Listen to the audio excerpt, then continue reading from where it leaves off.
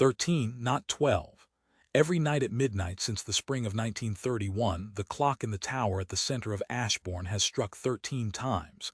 The townspeople stopped counting decades ago. They call it a quirk, a charming fault in old machinery.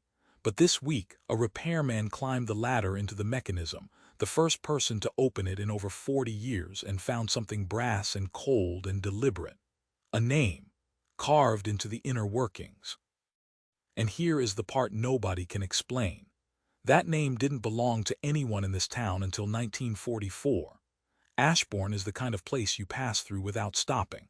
A market square, a war memorial, a church with a graveyard older than the country's oldest bank, and at the heart of it, rising 42 feet above the cobblestones, a clock tower built in 1929 and set running in 1931. From the very first night it operated, it struck 13 at midnight. The original keeper, a man named Edmund Hartley, logged the fault in a maintenance book that still survives in the local archive. His entry, dated April 9, 1931, reads simply, "Strikes one too many at 12, cause not found." He inspected the strike train. He counted the cam lobes. Everything was correct. 12 lobes, 12 strikes by every law of mechanics. And yet at midnight the hammer fell a 13th time. Hartley adjusted it 4 times across 2 years. It never changed. Eventually he wrote in the margin 3 words that the town would later put on a postcard. "It wants 13. He never explained what he meant.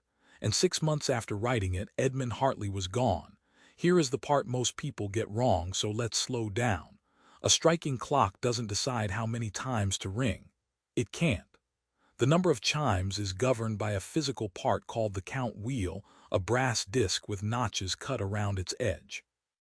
At each hour, a lever drops into a notch, and the gap between notches determines how many times the hammer falls. 12 o'clock has the widest gap. 12 strikes, that's it. There is no notch for 13. There is no gear in any traditional clock mechanism that can produce a 13th strike without a part being physically added. So for the Ashbourne clock to chime 13, someone would have had to modify the count wheel itself, cut a deeper notch, add a lobe, engineer it deliberately. But Hartley's 1931 log says the wheel was original and correct. He measured it, 12 notches, 12. And that is the detail that should stop you cold, because a clock that strikes 13 with a count wheel cut for 12 isn't a faulty clock. It's an impossible one. The town never knew that. The repairman did.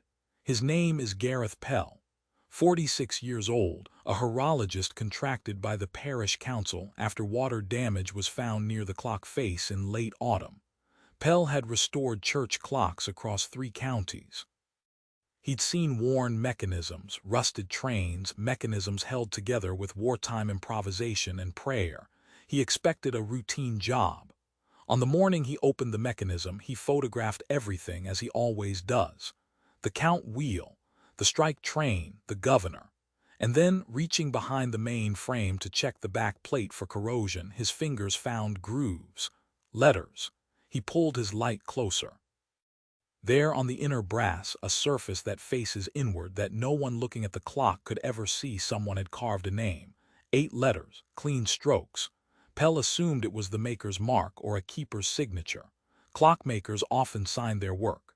So he photographed it, finished his inspection, and went home to cross-reference the name against the tower's records. That's when his evening stopped being routine. Because the name wasn't on any list of keepers. It wasn't a maker.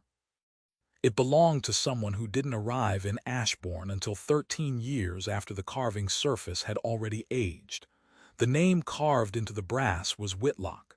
T. Whitlock? Pell found it in the parish records exactly once. Thomas Whitlock arrived in Ashbourne in 1944, a clockmaker's apprentice relocated from a bombed-out workshop in Coventry during the war. He took over maintenance of the tower that same year, replacing the keeper who had held the role since Hartley vanished. The council records are clear. The first time anyone named Whitlock set foot in Ashbourne was 1944. The first time a Whitlock touched that clock was 1944. And yet the carving in the brass, according to Pell's assessment of the oxidation and the patina in the cut grooves, was older than the surrounding metal would allow for a 1944 inscription. The brass inside a carved letter ages differently than the surface around it. Pell, who has dated dozens of mechanisms by exactly this method, estimated the carving had been there since the mechanism was first assembled. Before the clock ever ran, before Thomas Whitlock was old enough to hold a file, the name of the man who would maintain the clock was already inside the clock, carved, aged, waiting 13 years before he walked into town. We need to go back to the first keeper because his disappearance has always been treated as a footnote. Edmund Hartley stopped reporting for work in November 1933. No body, no note beyond the maintenance log. The official record lists him as departed the parish, a polite phrase for a question nobody wanted to ask. But there's a detail in the church burial register that local historians have circled for years. In the weeks before he vanished, Hartley made an unusual final entry in the maintenance book, not about gears or oil, but a single line he never explained. The 13th strike is not for an hour. Read that again. Not for an hour. For decades it was assumed to be the rambling of a tired man. But if the 13th chime wasn't counting time, if it was counting something else, then the question changes entirely. What does a clock count? 13 times a night, every night for 94 years. Hartley seemed to believe he knew. And whatever it was, it frightened a man so practical he measured cam lobes with a jeweler's loop right up until the night he disappeared into the November dark and never came back. Pell, to his credit, didn't accept the impossible. He went looking for an ordinary explanation, and that's where the story tightens. He requested the original 1929 construction invoices from the foundry that cast the mechanism, a firm in Loughborough that kept ledgers until it closed in 1971. The casting record lists every brass component, every plate, every wheel, and it lists the engraver's mark inscribed at assembly. The mark recorded for the inner back plate was a maker's stamp, a number, not a name. There should have been no name on that plate at all.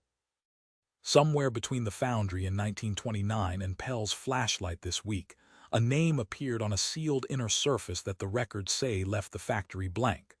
The mechanism was bolted shut. The plate faces inward. To carve it after assembly, you'd have to dismantle the entire strike train. Hartley's logs record no such dismantling. Whitlock's later logs record none either. The name is there. The records say it cannot be, and both things are true at once. The parish council has not removed the mechanism. They've sealed the tower instead, pending what they call further assessment, though nobody has said what kind of assessment dates a name that predates the man who owns it. Gareth Pell handed over his photographs and his report, and then he did something he didn't have to do. He went back through Thomas Whitlock's records one more time and found that Whitlock, the apprentice from Coventry, retired in 1979 after 35 years tending the clock. In his final maintenance entry, he wrote a single line the way the first keeper had. It read, "Found my name inside, have left it." Whitlock knew. He'd opened the mechanism decades before Pell, seen his own name carved into brass older than himself, and chosen to tell no one. He simply closed the panel and kept the clock running. 13 strikes a night, for 35 more years. And the clock, sealed in its tower tonight above the empty square, will strike again at midnight, 13 times, as it always has. For a reason no record in Ashbourne can explain. So here's the question we can't shake. Did the name come before the man, or did the man come for the name? Edmund Hartley vanished. Thomas Whitlock stayed silent for 35 years, and the clock keeps counting. If you have a theory, leave it in the comments. We read every one. Subscribe to Obscura Files and turn on notifications, because the parish council reopens the tower next month, and we'll be there when they do.